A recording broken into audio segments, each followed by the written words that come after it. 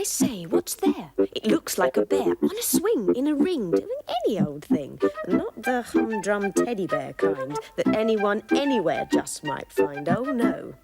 This bear's a bear behind.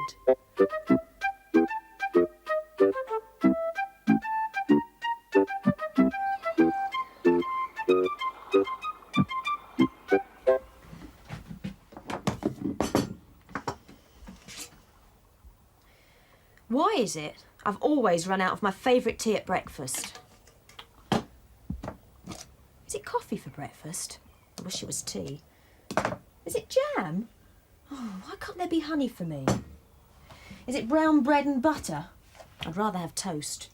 Is it just bread and milk? I like porridge the most. Is it soft-boiled eggs? Bother. I'd rather have fried. You know I don't like soft-boiled eggs. Though I've tried. Of all horrid breakfasts, this breakfast's the worst. Who tumbled out of her bed wrong leg first? Lindsay's in a mood. Lindsay's in a mood about her food. Lindsay's in a lather. I'd much rather she simmered down. A penny to a pound, we'd all have a much nicer day that way. Don't you think so, Bridie? I wonder what kind of day it's going to be. It's no good. I need my tea. I'm going to phone the grocer. Come on, Bridie.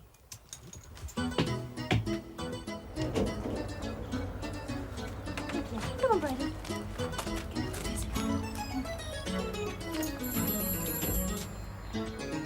Once there was an elephant who tried to use the telephone.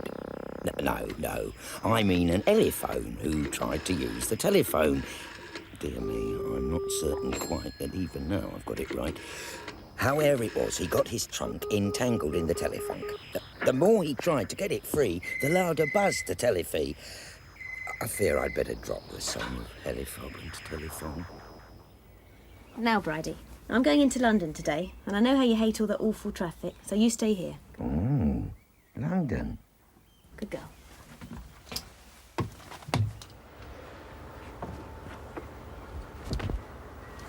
Whether the weather be fine, whether the weather be not, whether the weather be cold, or whether the weather be hot, we'll weather the weather, whatever the weather, whether we like it or not.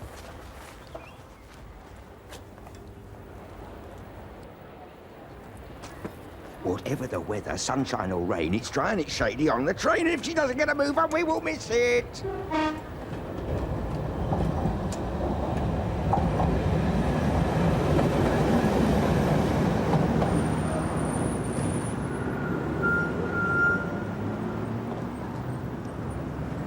Here we are, King's Cross. I wonder why the King's Cross. I'll set you a riddle.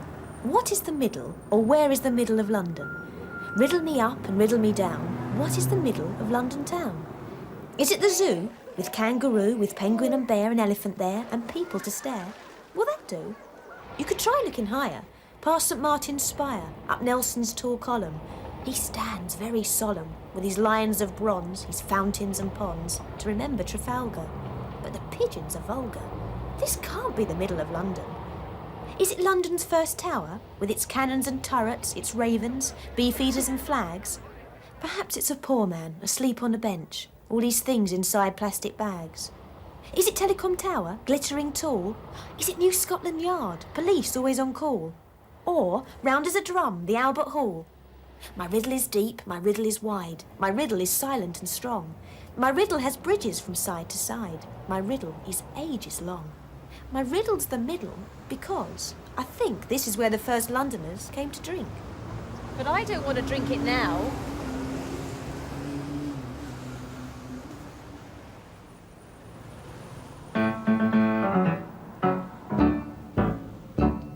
They're changing guard at Buckingham Palace. Christopher Robin went down with Alice. Alice is marrying one of the guard. A soldier's life is terrible hard, Says Alice. They're changing guard at Buckingham Palace. Christopher Robin went down with Alice.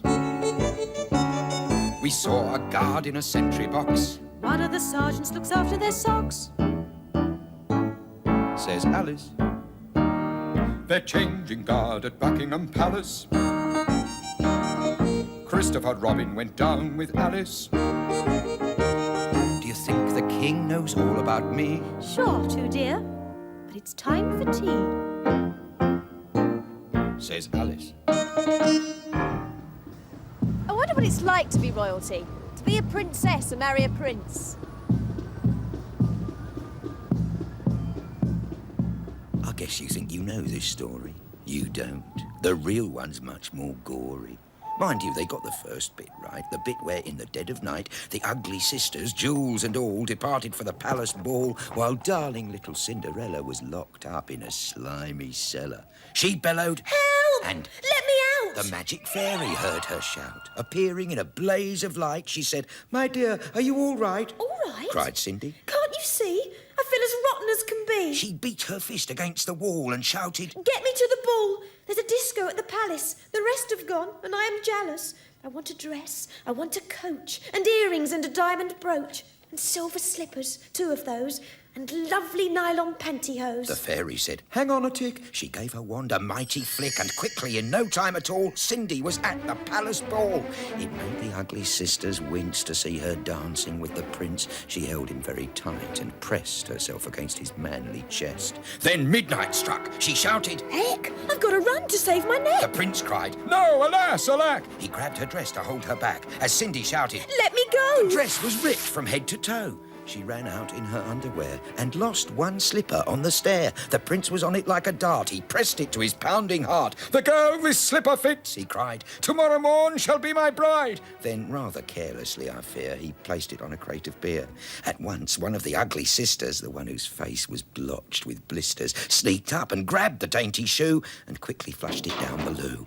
Then, in its place, she calmly put the slipper from her own left foot. Next day, the prince went charging down to knock on all the doors in town. At every house, the tension grew. Who was the owner of the shoe? The shoe was long and very wide. A normal foot got lost inside. Also, it smelled a wee bit icky. The owner's feet were hot and sticky. Thousands of eager people came to try it on, but all in vain. Now came the ugly sisters go. One tried it on. The prince screamed, "No!" But she screamed, "Yes, it fits, whoopee! So now you've got to marry me!" Off with her head! The prince roared back. They chopped it off with one big whack. This pleased the prince. He smiled and said, She's prettier without her head. Then up came sister number 2, who yelled, Now I will try the shoe. Try this instead. The prince yelled back. He swung his trusty sword and smack! What's all this racket? Cindy cried. Mind your own biz. The prince replied. Poor Cindy's heart was torn to shreds. My prince. She thought. He chops off heads. How could I marry anyone who does this sort of thing for fun? Just then, all in a blaze of light, the magic fairy hove in sight. Her magic wand went swoosh and swish. Cindy, She cried, "Come make a wish." Cindy answered. Oh, kind fairy, this time I shall be more wary. I'm wishing for a decent man. They're hard to find. Do you think you can? Within a minute, Cinderella was married to a lovely fella, a simple jam maker by trade who sold good homemade marmalade. Their house was filled with smiles and laughter, and they were happy ever after. Hey, look, got my tea.